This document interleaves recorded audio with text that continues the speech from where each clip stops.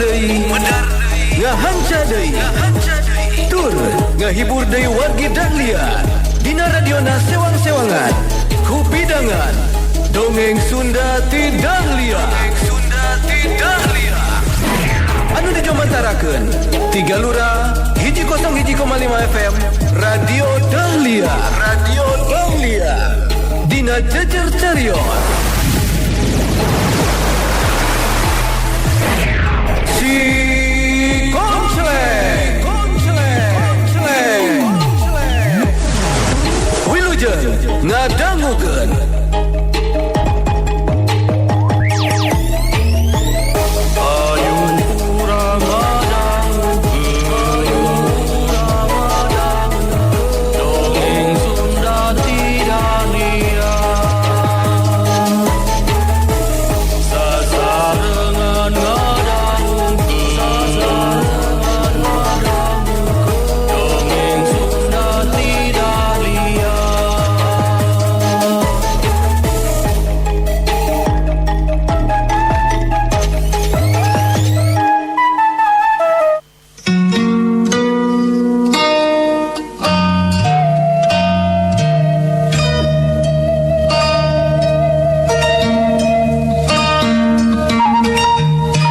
Dahlia Nyai Garniti ngutus ka Hambali pikeun mulang wae ka Paguron Macan Bodas. Sebab di Paguron Macan Bodas teh aya sasaha pisan nu dikolotkeun. Samentawis di Paguron Macan Bodas nuju bingung.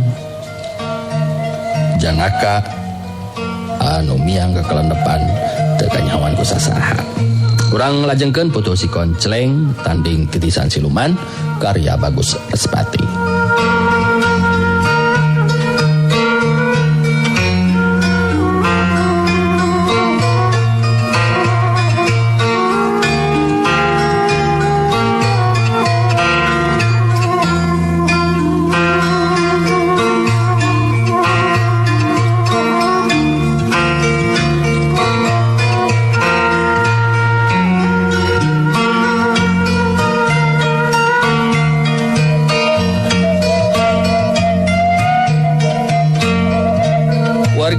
Dahlia urang caturkeun Janaka haritang haja datang ka babakan Balapati kalawan harapan bisa menang laratan ngeunaan Injani jeung si Kamprong.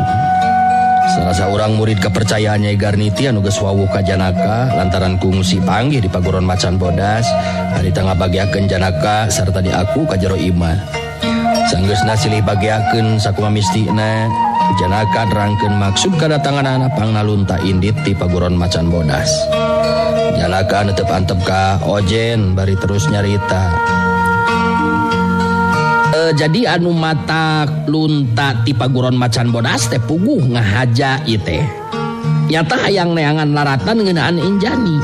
Sugan be Injani jeung si Kamprong aya datang ka dieu. Anu mata ngahaja datang ka dieu teh ieu teh kitu tah Kang. Sugan be Kang Ojen kongsi ningali anu keur diteteangan ku kuring ieu teh. Atuh eta mah poe mangkukna oge araya keneh di dieu. Malah datangna ka dieu teh kungsi riributan heula jeung Akang. Da puguh ka wilang jalma anyar pidanggih ngan memang si Kamprong teh tela elmuna memang pinunjul ieu Janaka. Jadi kieu ye ari jelas nama ye. Ojen salah sahiji murid Nyai Garniti terus ngajelaskeun ngeunaan si Kamprong jeung Injani anu memang datang kadinya menang keterangan seperti itu puguh be Janaka jadi suka hatena. Di situ mah Ojen mungkas guaran caritaanana. Jadi kitu kajadianana teh. Jadi si Kamprong teh sarua jeung urang nyata boga maksud jeung tujuan merangan tindak laku kajahatan. Nu utamana mah kajahatan anu dilakukeun ku urang Alaswaringin. Jeung Akang oge hampura we. Da mun segapal ti mimitina mah yen eta awewe anu babarengan jeung si Kamprong teh Injani adik Kang Hambali. Nyampereun ku Akang oge dicadet. Ulah sirang ngilu ka si Kamprong ka Alaswaringin ye. Nya eta tuh akang teu hafal. Pan panggih ge karek panggih jeung Injani teh dina poe eta be akang mah. Nya teu naon Kang. Jadi lamun kitu masih kamprong jeung Injani teh terus init ka alas maringin ya. Aduh gagabah ta jelema teh make jeung mawa Injani ka alas maringin sagala rupa. Terus kieu ya Kang. Nya ieu mah salila aya di dieu ya bisa ka Bandungan beureunan ku Kang Ojen. Kumaha ta campur gaul sapopoen antara Injani jeung si kamprong teh Kang? Ya ari anu katingali ku akang mah nya cukup deukeut jeung layeut we eta si kamprong jeung Injani teh. Ari sugan akang mah Injani teh teu dijadikeun jaminan keur mancing kadatangan Jebar Jaya jeung si Garang Larang. Nu mantak eta tanu teu jadi panujuna keur kuring teh Kang. Ngan lamun jelas memang indit ke alas waringin banyak kudu buru-buru disusul ieu mah ku kuring. Sabab kuring teu mikeun ari Injani kudu kalibet karena masalah anu ngabahayakeun kana kasalamatan jiwana mah. Si kamprong kudu tanggung jawab ieu mah ye. Buguh we kerjana ka mah banget teu panuju ka cida ku ayana tindakan si kamprong anu indit ke alas waringin bari jeung mawa Injani sagala rupa. Sabab kangaranan datang ke alas waringin tangtu be sarua jeung datang ka kandang macan anu ngandung harti bahaya keur kasalamatan jiwa Injani. Jadi ai maksud Janaka marek disusulan ka ditu beureun. Ya kudu buru-buru atuh lamun kitu mah. Sabab lamun kaburu tarepi ka alas waringin maka wilang jadi tambah barabe urusanana ceuk akang mah. Ya jadi kudu buru-buru disusul ya mah Kang. Pokoknya mah tindakan si kamprong kawilang gagabah ieu mah ye. Manehan teu mikirkeun kana kasalamatan Injani, nya ukur mentingkeun diri sorangan we nu hayang males pati ka si Garang Larang. Jadi ayeuna mah kuring rek pamitan we Kang, moal lila aya di dieu ieu teh. Janaka geus teu hayang lila aya di dinya. Karepna memang kudu bisa buru-buru nyusul Injani jeung si kamprong anu indit rek ka alas waringin.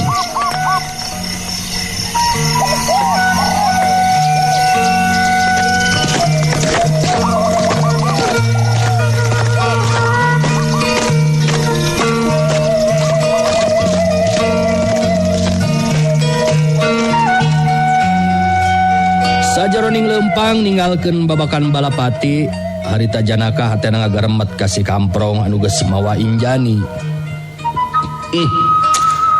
Salila babarengan bisa bae si kamprong nembongkeun sikep anu mantak nyen rasa simpati pikeun Injani. Lamun geus kalilaan babarengan teu mustahil Injani jadi neuneun rasa simpati ka si kamprong. Ngan pikeun diri aing geus nekat leuwih hade ngadu jiwa jeung tibatan kudu jadi leungit cinta na Injani. Kajen kumaha oge Injani tetep kudu jadi wanoja anu mika cinta jeung dipika cinta salilana. Demi ajen diri mun teh mah diri aing ajal pati mangsa tarung jeung si kamprong teh bayana.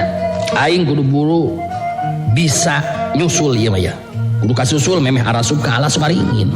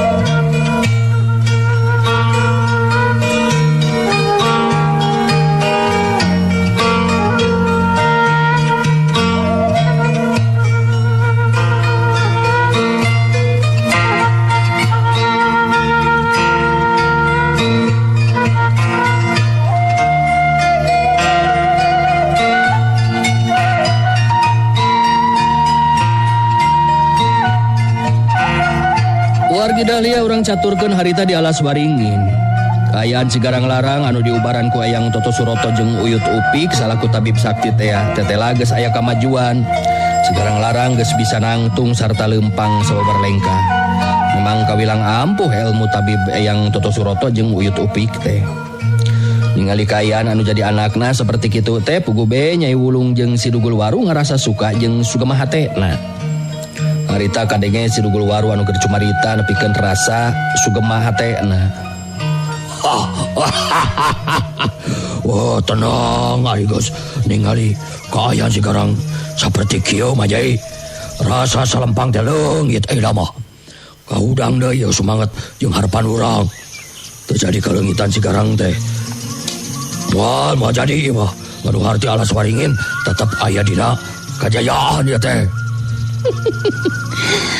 Bener gitu Waru. Aing boga kayakinan moal deui anak aing Cigarang pasti bakal pulih deui saperti bihara-bihari. Toto Suroto, kumaha ye? Kira-kira na sabaraha poe deui anak aing bisa pulih cager waluya seperti biasa teh? Yang ngari lebadinya makulan tok bisa mastikeun sabaraha poe. Nah, nganu jelas mang ayeuna munggos ngaya kemajuan. Ngartina maju kesehat. Sing penting arek sabaraha deui poe. Nah, kula duaan bakal tetep ngupayaken supaya pulih deui seperti sebiare gitu. Ngapanan gitu Jai. Nya bener gitu Toto.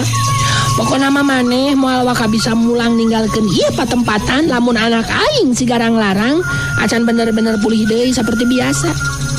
Anak aing gancang waluya mangka maneh duaan oge bakal bisa gancang balik.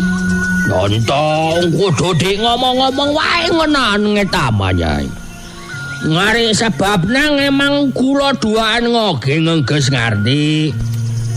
Nganu di ngubaran teh ngudu bisa sehat doi entuk kurang neon-neon. Entuk ngayak doi gangguan kana kesehatan badana. Nganu matak iyo teh entuk sirik nampoho kena dahar ngejong sare. Bener entuk ngupi gitu. Ya bener Kang Toto. Kuwilang berat tanggung jawab urang teh. Kan kebayangkeun we yang nu datang merintah tulung pasti nak lengiton sabab urang ngawa di lempur. Jadi kerunya kanu sejena.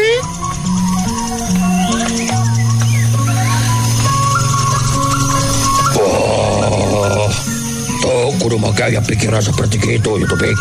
No penting mapulihkeun heula kaayaan Cigarang, kagarang ge bisa balik ka lembur. Ari ayeuna mah ya, ayeuna we aya di dieu.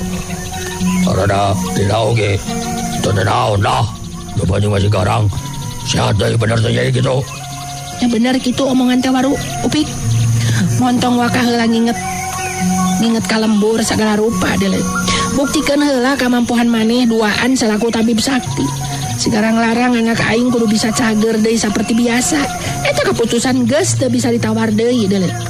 Jadi ayeuna mah maneh duaan geus teu kudu rea gaya. Lamun memang masih keneh betah hirup. Karti mah Eyang Toto Suroto jeung Uyut Upik silireret. Lila Eyang Toto Suroto terus kajawab. Ngulati sapi-sapi to, atuh masalah ngeta mah Jai. Ngapanan kula duaan nya terus-terusan entok leron, entok cicingen, entok micen waktu. Terus-terusan entok neron-neron ngobaran nganak-anak si Nyai. Nganu mana tujuanana nyangeta supaya bisa sing buruk-burukna cagerna, sehatna deukna sapertina biasana. Jadi nak entok kudu selempangan, entok kudu ngancam-ngancam doi. Sabab eta entok naon kedengen aku celikna kula Nyai. Geus atuh ari kitu mah. Aing mau arek uncum ancam deui ayeuna mah. Coba kumaha ayeuna karasana kumaha garang ya. Rada harampang ayeuna mah. Oh ya aing geus lumayan ya. Tapi marane montong loba wae ngaromong sia. Aing jadi garetek ceuli yang ada wae anu ngabaracot teh sia. Nah, mun rek ngobrol masuk di ditu tuh di luar anjir teh sia lain di dia. Kaya aing teh goreng. Biar ka aing na geus sia teh. Di tidak itu rek ngobrol mas ya. Si garang-larang tetela teu panujueun sigana teh mun ngadenge loba anu ngobrol di dinya teh. Nyai Wulung jeung si Dugul Waru silih teuteup geus kitu mah. Duanana terus kaluar ti eta patempatan. Kangaranan si garang-larang geus ngomong kitu mah tang tube teu bisa dipungpang deui. Sanggeus aya di luar, Nyai Wulung jeung si Dugul Waru terus neruskeun deui obrolanana. Oh, ningali si garang geus bisa ngambek kitu mah. Beki tenang ka urang dagang Nyai. Artina si garang tere cager. Ngan tetep adu jadi pikiran teh ngeunaan si Kamprong ya. Coba kudu dikumahakeun ya Nyai. Aing geus mikir Waru. Si Kamprong sakuduna mah memang bisa dimangpaatkeun ku urang. Aing jadi inget karena ilmu gandrung ayu ya teh. Jadi kumaha lamun si Kamprong dilinglungkeun ku eta ilmu. Sina nguyung gandrung ku diri aing. Ku cara kitu mangka manehna bakal nurut kana sagala rupa pamerintah jeung parentah aing Waru. Ya bener oke tak pemikiran teh Nyai. Lamun teu salah mah si Domas anu boga kemampuan ilmu gandrung ayu mah gitu Nyai. Oh tah si Barjaya pada anu apalun ka eta jalma teh Nyai. Kuduna lamun Nyai boga karep jeung maksud kitu ya si Barjaya we anu ngalaksanakeunana. Sabab dipikir ku aing si Kamprong lalaki anu lain bae bisa dipake keur batur sare ubar tiris wungkul Waru. Tapi kapunjulan ilmuna bisa dimangpaatkeun keur kapentingan pihak urang. Kangaranan manehna geus linglung aya dina pangaruh ilmu gandrung ayu mah tangtu meureunan. Kamenangan eta teh keur pihak urang. Kitu tah aya jalan pamikiran aing mah dina waktu ayeuna Waru. Wah, satuju Nyai. Tadi oge geus diomongkeun eta pamikiran kawilang ekses Nyai. Memang lebar lamun jalma seperti si Kamprong teu dimangpaatkeun ku pihak urang mah. Komo ieu geus kongsi dijajal kemampuanna ku urang. Ngan keur ngawujudkeun eta pamaksudan nya si Barjaya anu geus apaleun ka si Domas mah anu boga ilmu gandrung ayu teh Nyai gawe si eta we tidak gawe lah. Jadi ku si Barjaya ieu manu datang minta bantuan ka si Domas mah kan si eta sakehede. Si Dugul Waru ngarojong kana jalan pamikiran Nyai Wulung. Ngan keur nguruskeun eta rancang memang kudu Barjaya anu ngalaksanakeunana. Sabab iwal ti Barjaya anu apaleun di mana dumuk matuhna Abah Domas.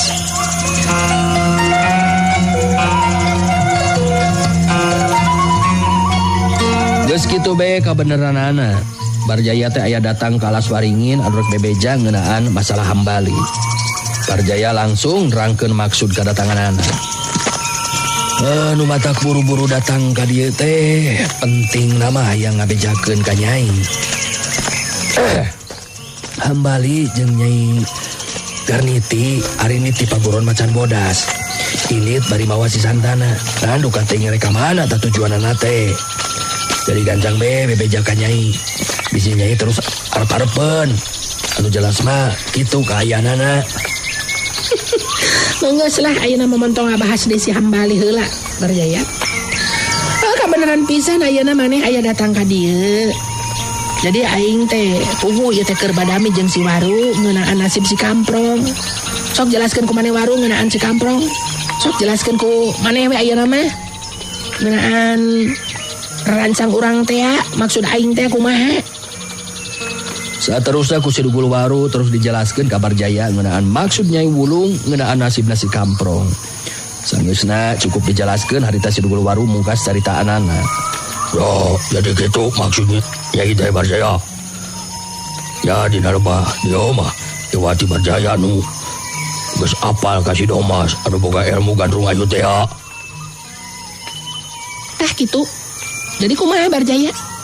Maneh sanggup kira-kira ngalaksanakeun pancen minta bantuan ka si Domas. Sangkan maksud jeung tujuan aing bisa laksana. Jadi si Domasna leuwih hade dibawa ka dieu ari cek aing mah. Oh, pasti sanggup Nyai. Kan tetep bae kangaranan Nyai rek menang kasenangan mah kuring oge atuh kudu aya dina kasenangan ieu teh. Maneh mah geus pasti ngeunaan si Anjani deui bae nya. Geus pasti kadinya deui sia teh. Ya teu kunaon Barjaya. Asal memang karep pamaksudan aing bisa laksana. Mangka maneh boga hak ngapi milik si Injani. Kok aing geus moarek dihalang-halang? Nah, lamun gitu maka karak adil. Kami langsung banget jadi ngelaksanakan pancana oge. Tapi kadeyo nyai ulah nepikeun ka ingkar cenah janji. Pokoknya mah urusan si Domas mah eta mah urusan kuring lah. Aing moal make kudu ingkar janji di Lebar Jaya. Pokoknya mah bawa ka dia si Domas. Sina metakeun ilmu gandrung ayu ka si Kamprong. Ngarah si Kamprong gandrung nguyung ka aing. Lamun geus eta kabuktian seperti itu, mangka maneh geus bisa non? Geus pasti bisa ngapi milik si Injani. Tapi bakal aya nu ngahalangan gitu. Tanpa aya nu ngahalangan maksudnya. Eta kaputusan jeung katangtuan ti aing di Lebar Jaya. Yo, ari geus jelas kieu mareg gara hatena oge.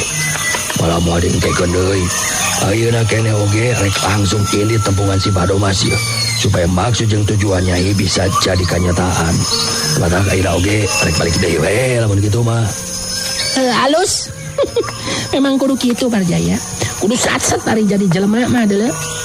Aing memang panuju lamun maneh boga sikap kitu. Jadi itu kudu wah kamikiran hambalilah jeung masalah anu sejen ayeuna mah. Sabab lamun si Kamprong bisa dimanfaatkeun ku urang, mangka sagala rupa masalah anu sejen oge engke bisa di bereskeun pasina ge ku si Kamprong. Lain kitu baru. Oh, benar Nyai. Sebab kemampuan juga ketujuan ilmu si Kamprong memang bakal gede guna manfaat nah keur pihak urang. Matak kumaha bae carana si Badomas kudu bisa dibawa ka dieu supaya manehna bener-bener betakeun ilmu gandrung ayuna. Para maksud jeung tujuan Nyai bisa laksana jadi kenyataan. Nah, bener kitu cek si Waru Barjaya. Jadi ayeuna mah maneh ku aing di jurung laku. Lamun rek indit tina waktu ayeuna keneh sok geura indit. Aing suka jeung sukumaha teh deuleu. Sabab pamaksudan buru-buru bisa jadi kenyataan.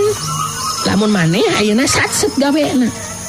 Atau maneh oge meureunnan pasti bakal sarua pinangih jeung kasenangan. Gitu Lin. Bener teh omongan aing teh Barjaya. Ya bener Nyai. Senang pada senang, suka pada suka tuh Nyai gitu mah. Nah, ieu mah rek pamitan we deui. Moal lila jadi dia lah supaya bisa gancang panggih jeung si Badomas. Kangarangan bakal menang kasenangan hate, Barjaya jadi poho di kaca ape. Harita keneh indit deui, henteu lila ngobrol jeung Nyai Wulung katu Cidugul Waru.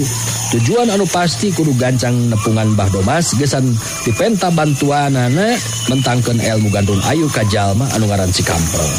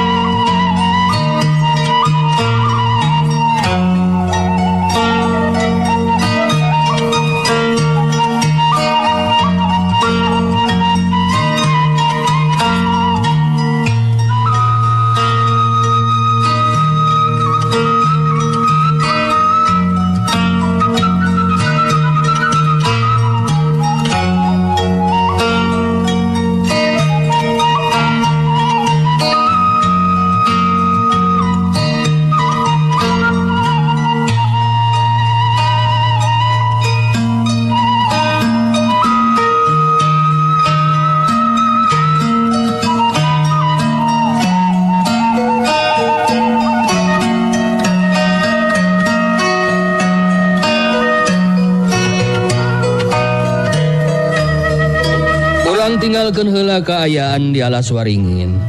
Caturkeun harita si Konceleng jeung Mang Odek anu tetela geuning geus tepi ka puncak Pasir Angin. Katerangan tiki Jaman ngeunaan kaayaan Pasir Angin teh tetela lain ngan saukur dongeng, sabab bisa karasa siak jeung pangaribawa anu beda kana hatena si Konceleng jeung Mang Odek dina waktu harita. Lain bae angin anu ngagelebug tarik, tapi tatangkalan anu geus jaranggotan ditambah ku hawa tiis anu nyecep karasa nepikeun kana tulang sumsum bikin nambah kuat rasa kasieun teh komo pikeun Mang Odek mah.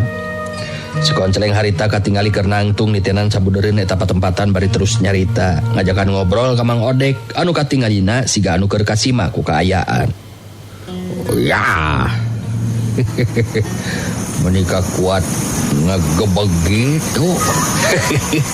Pokoknya Mang ulah kasih masa peda ningali kaayaan di dia yo.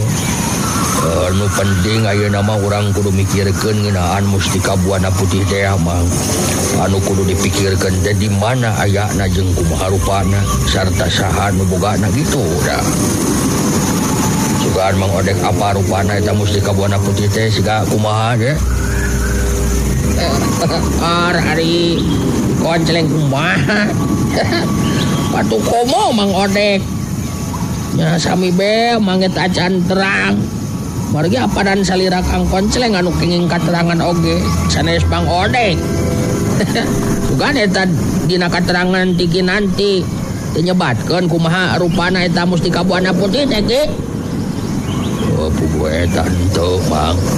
Engan nyarita teh jangan Mustika Buana Putih nu aya di puncak Pasir Angin. Mun geus meunangkeun eta mustika terus keumkeun kana cai anu bade diinumkeun ka santana.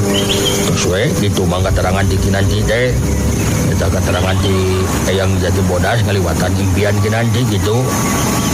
Karena begitu nya mere katerangan teh sapotong gitu ge. Atuh urang kudu kumaha milarianana. Ari teu aya anu terang atawa teu apal kana rupana mah. Mangkaning ieu tempat teh kawilang lega jeung kaayaan anu saperti kieu pastina oge susah neneanganana.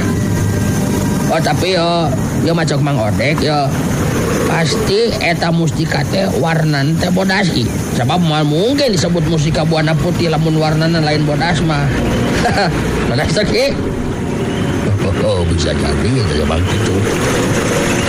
Oh, tapi lamun iya eta Mustika Buana Putih teh warnana bodas surup jeung ngaranna eta teh tetep jadi bingung ka urang nama mah.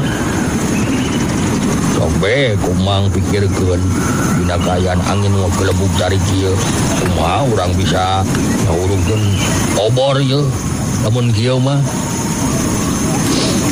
Lamun kana pikeun ka manjing peuting teh. So urang eta Mustika Buana Putih teh acan bae kapanggih ku urang ge le. Jeung deui Mang terus terang siak pangaribawa ieu tempat memang beda karasana kana hati abdi Mang.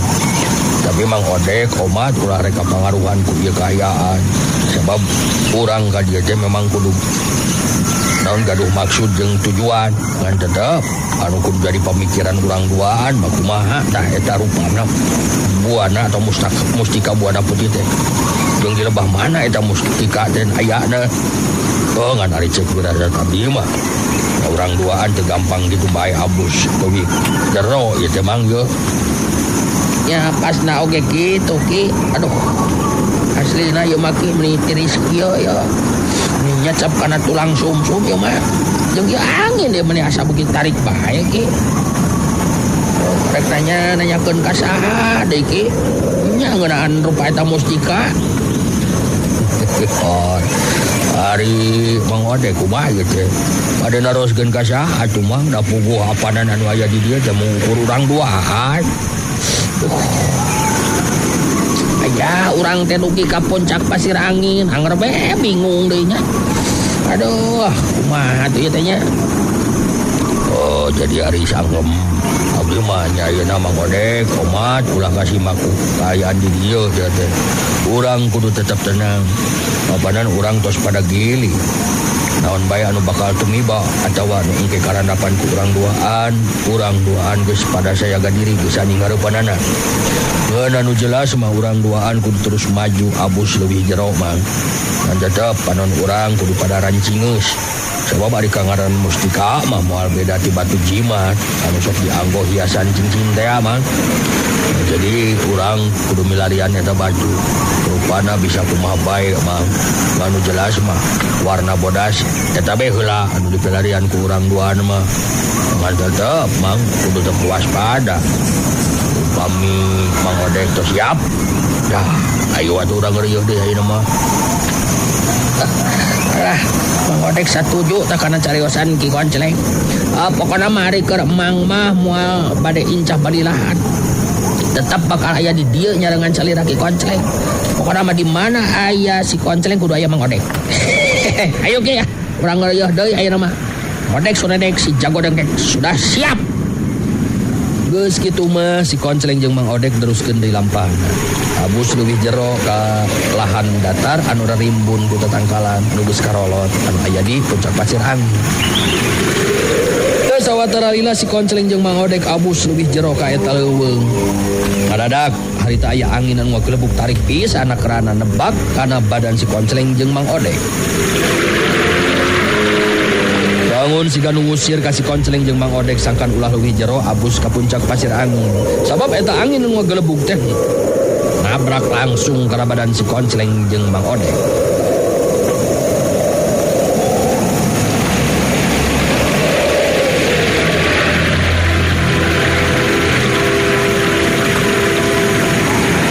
Si Konceleng nu asalna ngalengkah leumpang ka hareup lantaran katebak ku eta angin jadi ngagaleong ka gigir. Untung keneh harita si Konceleng langsung nyepengan kana tangkal.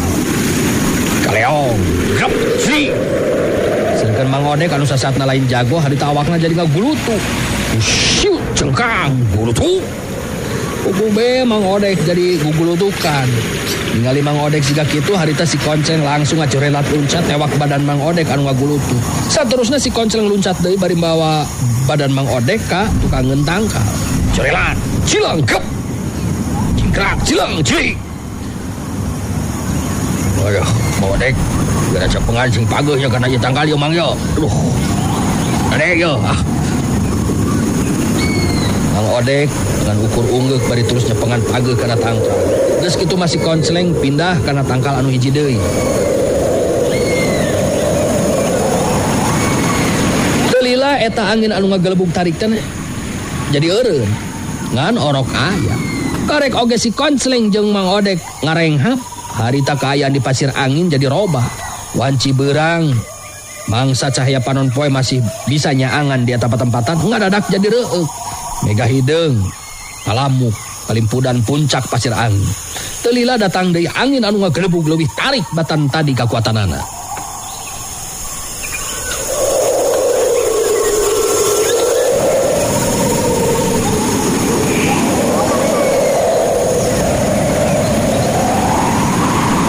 Mang Odek langsung nyekelan tangkal deui pageuna keranan bari ngareret ka si Konceleng terus nyarita.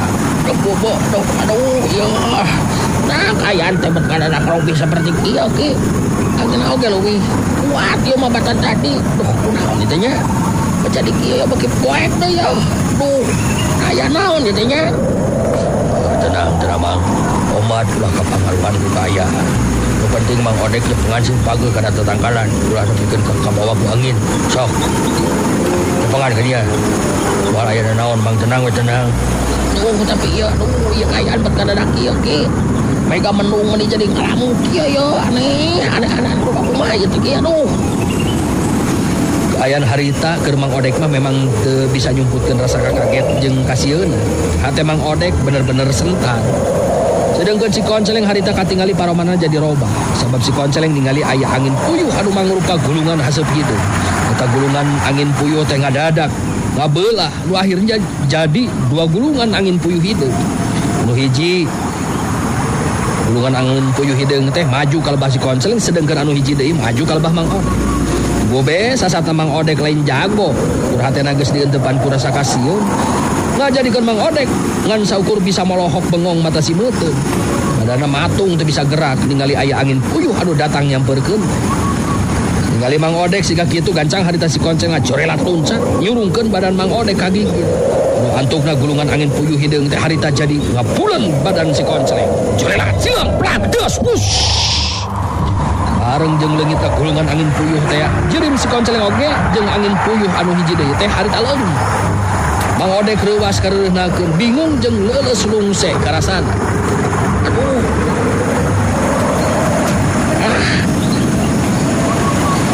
Aduh ieu teh nah kunaon angin. Aduh ieu aing teh cicing matung kieu atuh nya.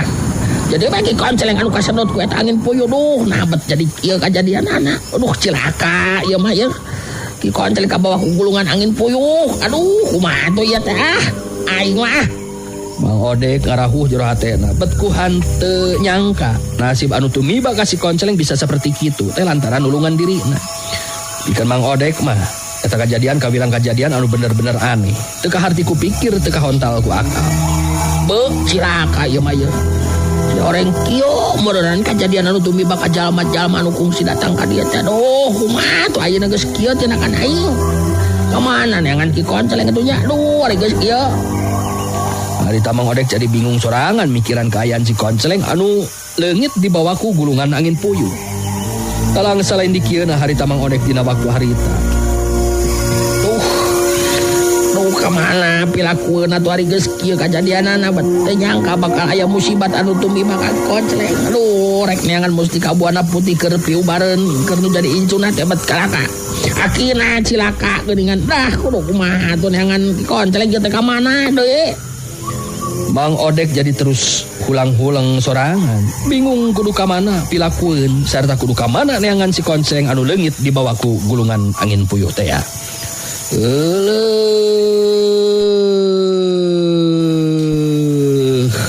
Wargi Dahlia geuningan waktos dapratos teh kata. Terus mepet pisan ketemu opat. Mohon dah kada dipungkas di serial si Konceng dinten ieu. Insyaallah. Enjing urang teraskeun deui urang lajengkeun deui atuh nuhun kana sadaya paratosanana atuh nuhun pisan anu mararanco teras ngadadangukeun teras dikumkeun sadayana apunten tina samudaya kekirangan kelepatan wilujeng kantun ka sadayana permios. Assalamualaikum warahmatullahi wabarakatuh. Panteng radio Panteng Dahlia enek kana kelengannya Dahlia prunggah go goyang. Wargi Dahlia cag heula urang ecakeun heula dugi ka dieu dongeng Sunda ti Dahlia dina dinten ieu dina carios si Konceng. Tong hilap ulah dugi ka kantun enjing patepang dangu deui dina acara sareng tempat anu sami mung di 101,5 FM Radio Dahlia. Wilujeng kantun permios.